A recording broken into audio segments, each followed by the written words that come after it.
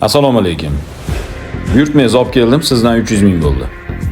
Kartaga tashlasam bo'ladimi? Naqdim yo'q edi. Bo'ladi. Mana. Bo'ldi tushdi. Rahmat. Xo'p. Bunaqa ovqat zakaz qilmagandim-ku. Lekin men zakaz qilgan ovqatdan qimmatga o'xshayapti. Mayli, men aybim emas-u, mazza qilib yeyman.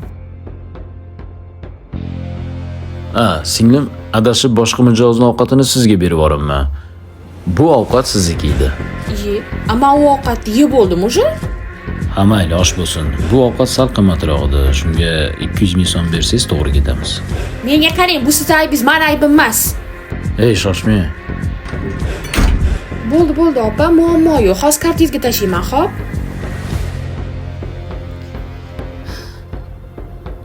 Voy, pulim yo'qmi?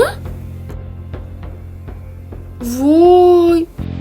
Anu yerga 300 ming tashlayman deb 3 million tashlab yuboribman.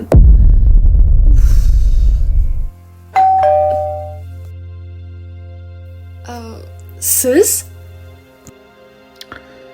Boya adashib menga ko'p pul tashlab yuboribsiz. Bu qolgani. Kechiring boyagi ish uchun. Sizga qo'pollik qildim. Mana bu ovqatning puli. Tekin tomoqning ta'mi boshqa, yeganlarning boshi qashqa. Mavi restoran xodimlari mijozlarini hech qachon aldamaydi. Sog' bo'ling.